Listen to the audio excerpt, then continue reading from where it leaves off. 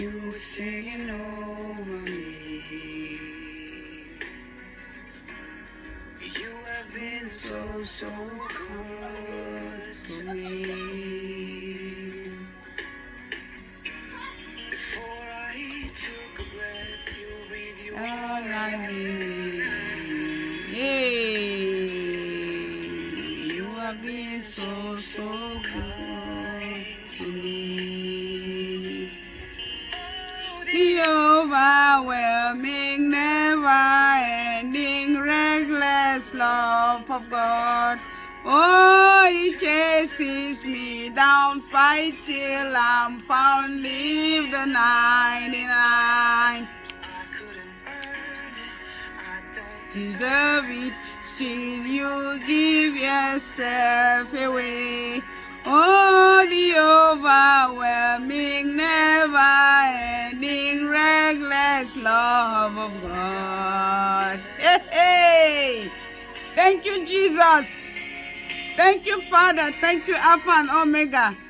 Thank you, I am that I am. Thank you, mighty man in battle. Happy Valentine's Day, everyone. Happy Valentine's Day. This is the day the Lord has made. This is the day that we have chosen to call it a Lover's Day. This is the day that I think instead of building our homes, it's going to shatter our homes if we are not careful in interpreting what this Valentine's Day is all about. But I want to wish you all a Valentine's Day, and I just pray and hope that you guys have a quick understanding of what this Valentine's Day is all about. This Valentine's Day is a day just to remind us, according to the book of 1 Corinthians 13:13, that says that faith, hope, and love, and the greatest of it is love. Everything we do in this life is centered about love.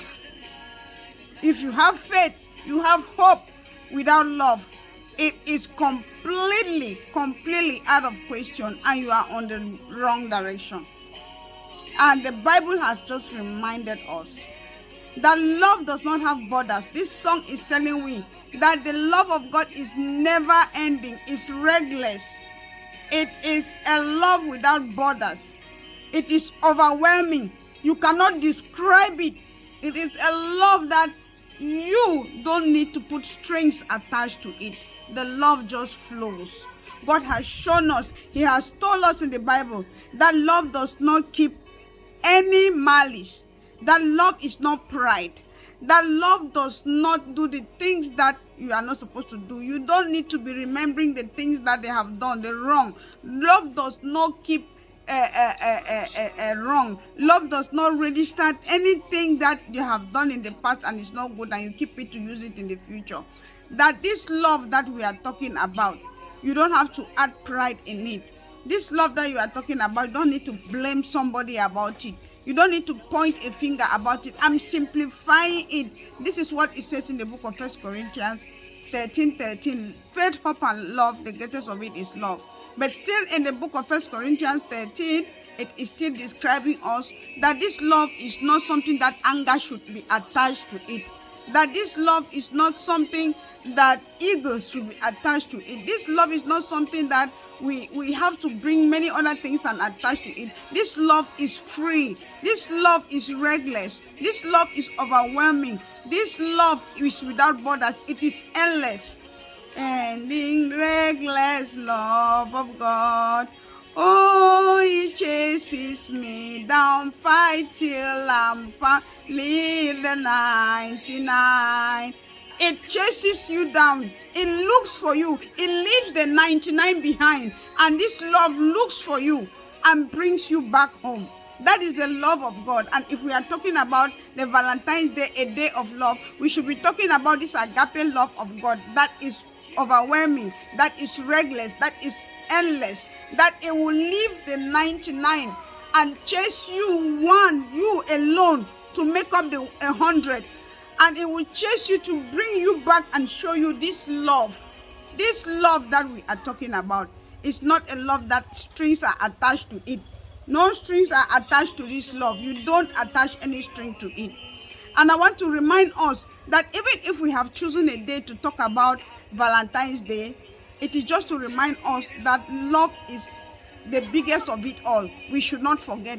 Not a day that if they have not given us a gift, it becomes an issue. Not a day that if they have not said that Happy Valentine's Day, it becomes an issue. Not a day that if they don't announce you or they don't bring you flowers, bouquets of flowers, it becomes an issue.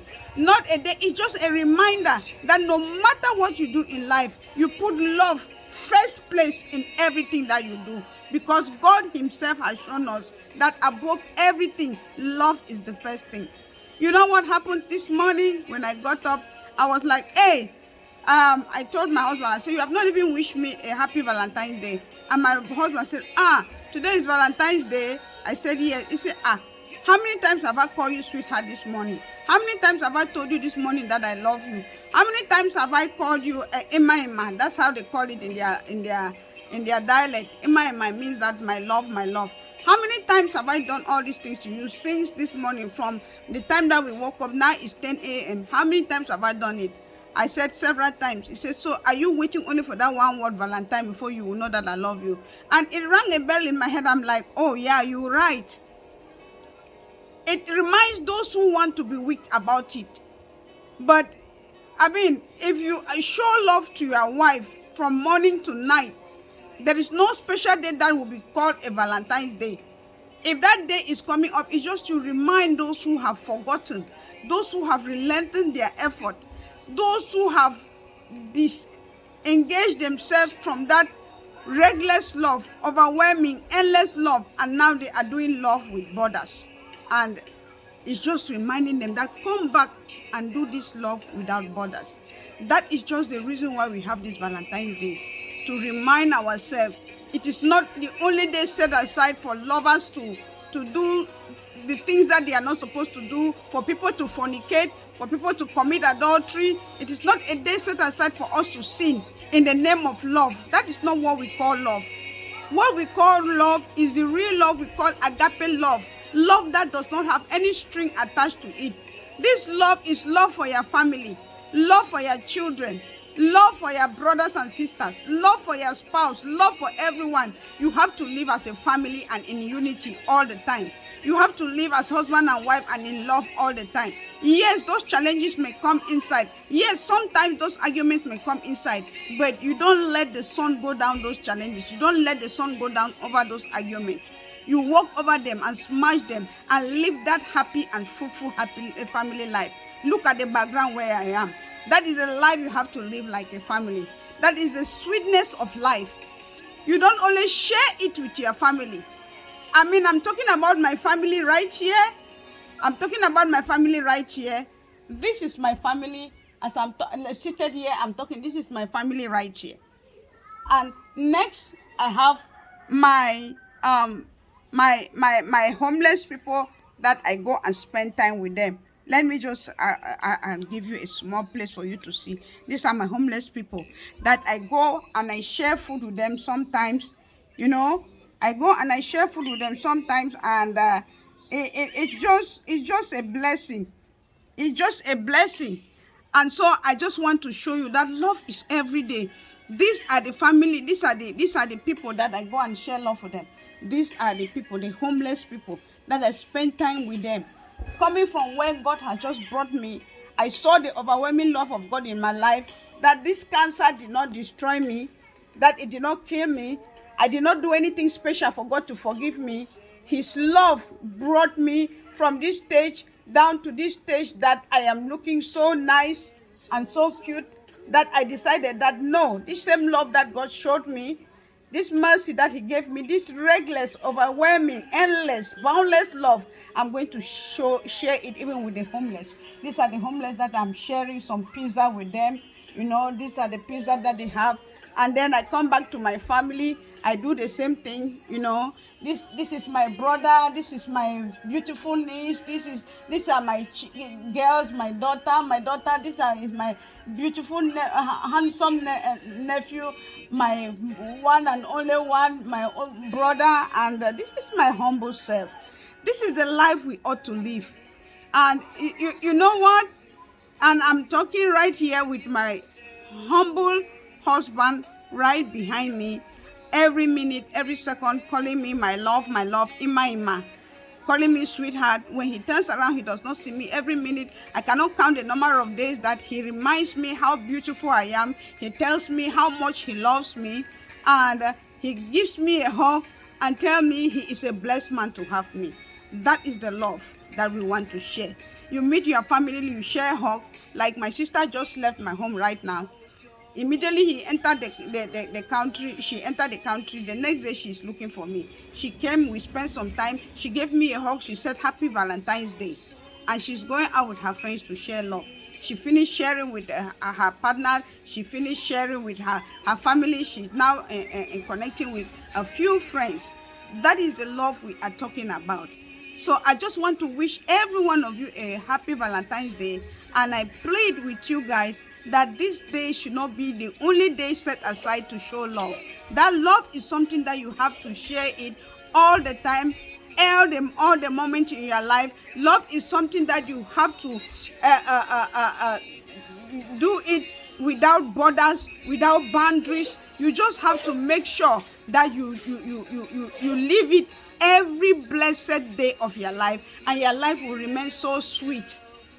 Please don't celebrate this day in fornication, in adultery. Don't fornicate. Don't celebrate this day in sin. Don't celebrate this day telling lies and committing sin. Celebrate this day with the agape love of God, the way it's supposed to be. The way it's supposed to be. Celebrate this day the way God has designed it to be, and not the way the world is now trying to design it to be, in Jesus' mighty name. Remember that faith, hope, and love, the greatest of it is love. And that is all what we have to do when it comes to that, in Jesus' mighty name. Stay blessed. Stay away from sin. Celebrate this Valentine's Day, the day of boundless, reckless, and overwhelming love, as God has put it in the book of 1 Corinthians 13:13, in Jesus' mighty name. Stay blessed. Amen.